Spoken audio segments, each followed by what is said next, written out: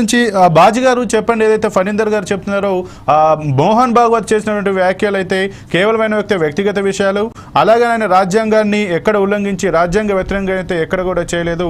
గతంలో శ్రీరాముడు వనవాసం పోయినప్పుడు చెప్పులను తీసుకొచ్చి ఎట్లా చేశారు, సేమ్ ప్రస్తుతం అయోధ్యలో ఆలయం ఏర్పడ్డ తర్వాత కూడా అలాంటి పరిస్థితి ఉంది అని, నిజమైన స్వాతంత్రం వచ్చిందని వ్యాఖ్యలు చేశారంటూ ఫణీందర్ గారు చెప్తున్నారు. మీరు దీనిపైన ఏ విధంగా స్పందిస్తారు? ముందుగా మీకు అట్లాగే మన ప్యానెల్లో ఉన్న మిత్రులందరికీ కూడా నమస్కారం. ఇప్పుడు మోహన్ భగవత్ గారు చేసిన వ్యాఖ్యలు ఆయన వ్యక్తిగతమని, దానికి బీజేపీకి కానీ ఆర్ఎస్ఎస్కి ఏమి సంబంధం లేదని మాట్లాడుతూ ఉన్నారు.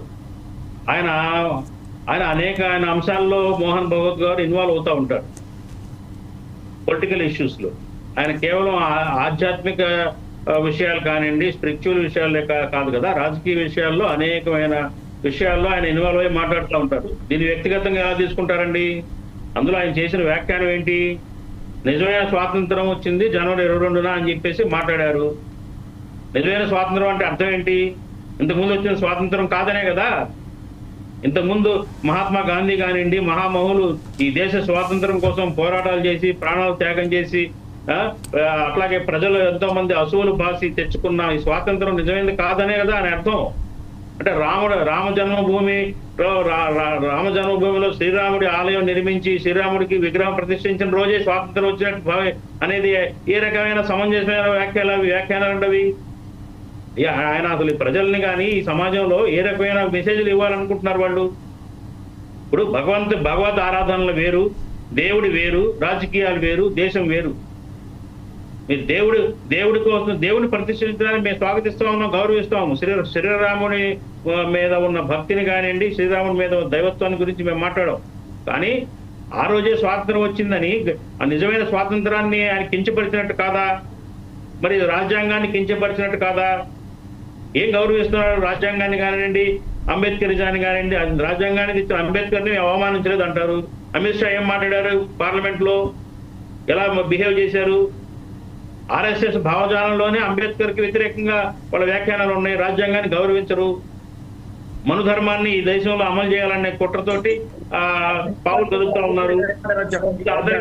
ఇది అందరికీ తెలిసిన సత్యమే. ఇదేమి దాపరికం చేసేది కాదు. ఇది అందరికి తెలుస్తూ అర్థమవుతుంది అందరికీ కూడా. ఇప్పుడు ఈ దేశ పోరాటంలో ఎంతో మంది వీళ్ళు ఈ బీజేపీ కానివ్వండి, ఆర్ఎస్ఎస్ వాళ్ళు కానివ్వండి స్వాతంత్ర పోరాటంలో లేరు. మహాత్మా గాంధీని చంపిన గాడ్సేకి వారసులు వీళ్ళు. గాడ్సేని సపోర్ట్ చేస్తారు. వీళ్ళకి అంతకంటే ఎక్కువ వ్యాఖ్యానాలు ఎక్స్పెక్ట్ చేయలేం కదండి. రాజ్యాంగం మీద పట్ల గౌరవం లేదు.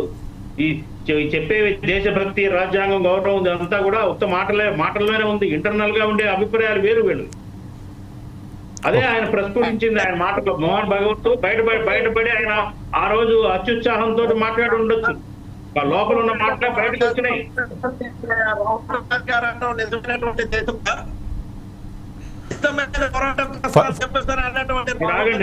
ఫణీందర్ గారు మీరు వీరిని మాట్లాడివ్వండి, తర్వాత మీరు మాట్లాడతారు. ఆయన మాట్లాడుతున్నప్పుడు నేను మాట్లాడలేదు. ఫణీందర్ గారు నేను మాట్లాడివ్వండి, మీరు మాట్లాడక మాట్లాడతారు. ఆయన ఆయన ఆయన అనేక వ్యాఖ్యలు చేశారు కాంగ్రెస్ పార్టీ గురించి, రాహుల్ గాంధీ గురించి. నేను మాట్లాడలేదు, విన్నాను. మేము మాట్లాడేటప్పుడు ఆయన విని అప్పుడు ఆ తర్వాత జవాబు ఇస్తే అది విఘ్నత. Okay, continue. రాహుల్ గాంధీ గారి గురించి లేకపోతే ఆయనకేం తెలియక మాట్లాడుతున్నాడు, అజ్ఞాని, ఇవన్నీ చెప్తారు. అంబేద్కర్ గారు ఈ దేశానికి మొట్టమొదటి న్యాయశాఖ మంత్రిగా చేసింది కాంగ్రెస్ పార్టీ కాదా? చెప్పండి. రాజకీయాల్లో 1,00,000 ఉంటాయి. రాజకీయాలు అలా అనుకుంటే వీళ్ళు అద్వానీని ఎందుకు ప్రధానమంత్రి చేయలేదు? భారతీయ జనతా పార్టీని స్థాపించిన అద్వానీని పక్కన ఎందుకు కూర్చోబెట్టారు? రాజకీయాల్లో వ్యక్తిగతమైన అంశాలు, వ్యక్తిగతమైన ఆ క్వాలిఫికేషన్స్, స్కిల్స్ వేరు. అంబేద్కర్ గారు మహామహుడు, మహనీయుడు. ఆయన దళిత వాదంతో సపరేట్ పార్టీ పెట్టుకొని ఆయన సపరేట్ గా పోటీ చేశారు. ఆ పోటీలో ఓడిపోయారు ఆయన. మళ్ళీ కాంగ్రెస్ పార్టీ పిలిచి రాజ్యసభ ఇచ్చింది మా అంబేద్కర్ గారికి. కాంగ్రెస్ పార్టీ రాజ్యసభ ఇచ్చి గౌరవించాం. ఇవన్నీ కూడా చరిత్ర విస్మరించి ఏది పద్ధతి మాట్లాడితే ఎలా అండి? అంబేద్కర్ గారిని ఇవాళ గౌరవిస్తున్నారు అంటే, అంబేద్కర్ గారిని పూజిస్తున్నారంటే, వాడలా కొలుస్తున్నారంటే అది కాంగ్రెస్ పార్టీ ఒక్కటే మాత్రమే అని చెప్పేసి అందరికీ తెలుసు. ఈ దేశంలో సెక్యులరిజాన్ని, మత సామరస్యం కోసం పాటుపడుతుంది ఏకైక పార్టీ కాంగ్రెస్ పార్టీ. ఈ 10 ఏళ్లలో మేము చేశామంటారు. ఏం చేశారు? ఈ దేశ నిర్మాణంలో పనిచేసింది కాంగ్రెస్ పార్టీ కాదా? ఎన్ని ప్రాజెక్టులు కట్టారు? ఇవాళ మీరు కాంగ్రెస్ పార్టీ బాంబు బ్లాస్ట్ చేసిన ప్రాజెక్టులనే మీరు అనుసరిస్తున్నారు. వీళ్ళు అనుసరిస్తున్న పాలిస్తున్నారు. అనేకమైన సంస్కరణలు తీసుకొచ్చింది కాంగ్రెస్ పార్టీ దేశంలో. అంతకంటే చేయటంలా.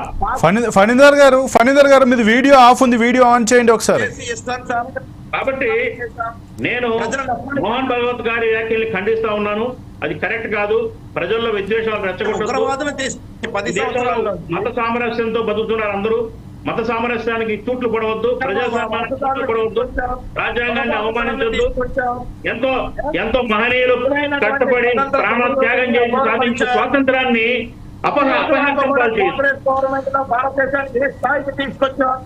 ఈ రోజున రాజగురు అని చెప్పేసి ప్రపంచాన్ని ఎదుర్కొన్నటువంటి పరిస్థితిని క్రియేట్ చేసింది భారతదేశానికి గొప్పతన చాటి చెప్పేది.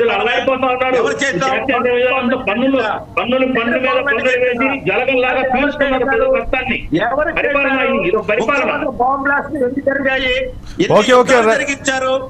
రైట్. ఫణీందర్ గారు, బాజీ గారు మీ దగ్గరికి మళ్ళీ వస్తాను. ఫణీందర్ గారు, బాజీ గారు మీ దగ్గరికి మళ్ళీ వస్తాను. వ్యవస్థ ఏ స్థాయిలోకి వెళ్ళింది? ఇక రైట్ వీరే గారు ఏదైతే భగవత్ వ్యాఖ్యల పైన మీరు ఏ విధంగా స్పందిస్తారు? పోషించాం. ఫణీందర్ గారు